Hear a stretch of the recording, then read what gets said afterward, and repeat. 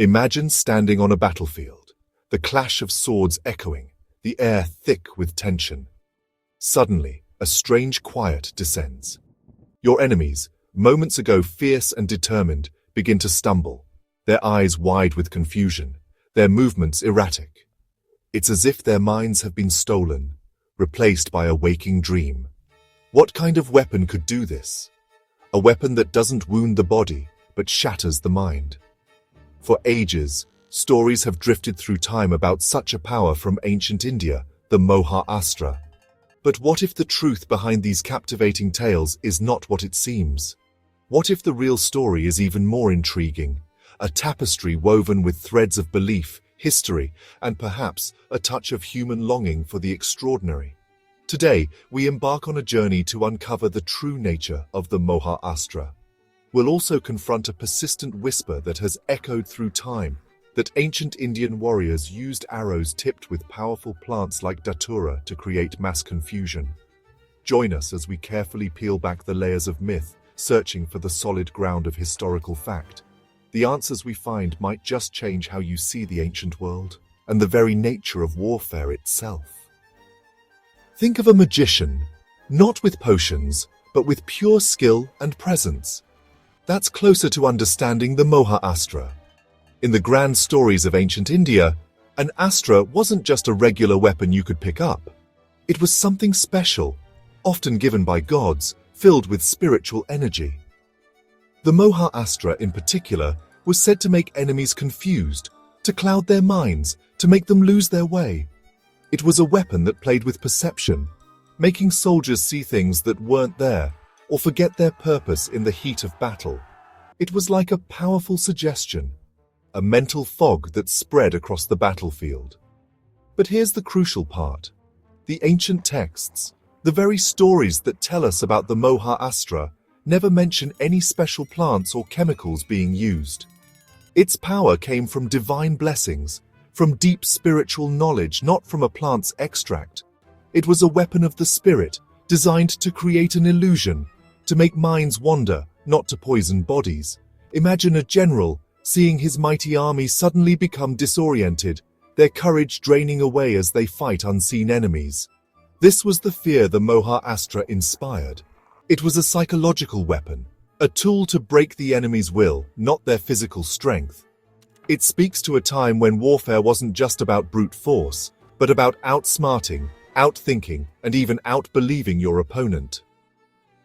Now, let's talk about a plant called Datura. You might have heard of it, with its beautiful trumpet-shaped flowers and its reputation for causing strange visions. Many stories connect it to ancient India, especially with the idea of hallucinogenic arrows. But here's where history gives us a surprising turn. Scientists and historians who spend their lives studying old plants and old records tell us something important. Datura, the kind known for its powerful effects, probably didn't arrive in India until much, much later.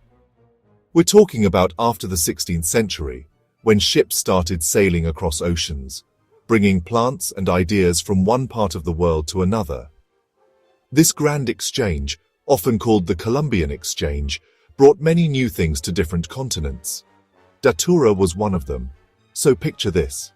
If Datura only came to India after the 16th century, how could ancient Indian warriors, who lived thousands of years before that, have used it on their arrows? It's like saying ancient Romans used smartphones. It just doesn't fit the timeline. While people in India have used Datura for traditional medicine and religious ceremonies in more recent times, its presence in the ancient battlefields, tipping the arrows of warriors, is a story that doesn't hold up to the careful scrutiny of history. It's a powerful plant, yes, but its journey to India was a long one, far too late for the ancient tales. Next, let's consider the Harappan civilization.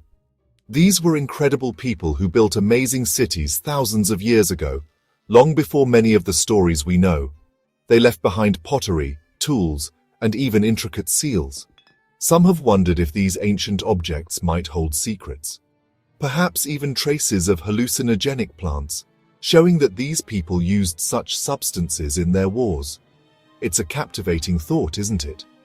The idea that scientists could look at a piece of ancient pottery and find evidence of mind-altering substances.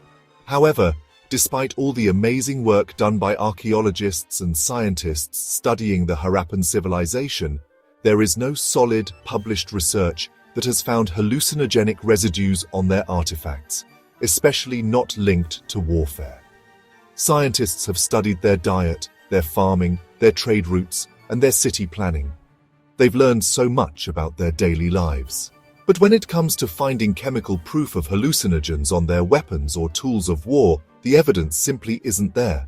It doesn't mean ancient people didn't use plants for various purposes, but for the Harappans and for the specific claim of hallucinogenic warfare, the artifacts remain silent on that front. Finally, let's think about today. Our modern armies are always looking for new ways to gain an advantage, even in non-lethal ways. The idea of making an enemy confused or disoriented without causing physical harm is something that modern military strategists do consider. They explore things like special sounds, bright lights, or even certain chemicals that can temporarily affect a person's senses or movements. But these are based on advanced science, on years of research in laboratories, and on a deep understanding of human biology and psychology. They are not based on ancient myths or unproven claims of hallucinogenic weapons. While the idea of a weapon that creates mass delirium is a powerful one, often seen in movies or old stories, it's a very different thing from the scientific and technological approaches used today. The modern world's pursuit of non-lethal options is a testament to our evolving understanding of conflict, a far cry from the spiritual or mythical powers attributed to the Moha Astra or the historically inaccurate use of Datura in ancient times. So, as we bring our journey to a close, we see that the captivating idea of a hallucinogenic weapon from ancient India, like the Moha Astra, is more a tale of spiritual power and psychological impact than a story of chemical warfare. And the notion of Datura-laced arrows in ancient Indian battles, that's a misunderstanding of history, as the plant arrived on Indian shores much later. And for the Harappan civilization, while their secrets are many, evidence of hallucinogenic warfare remains elusive. This exploration is not about taking away the magic from ancient stories. Instead, it's about appreciating the real magic of history itself.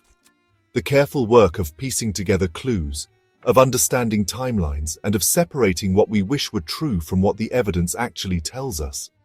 It reminds us that even the most incredible tales can teach us something profound about human belief, fear, and the enduring quest for power, even if the details are different from what we first imagined. If this journey through history, where we looked closely at the whispers of the past, resonated with you, please consider sharing this video with friends or anyone who loves to dig deeper into historical truths. For more explorations into the fascinating stories and mysteries of our world, subscribe to Universal Insights. And we'd love to hear from you in the comments below. What other historical puzzles or intriguing tales would you like us to investigate next?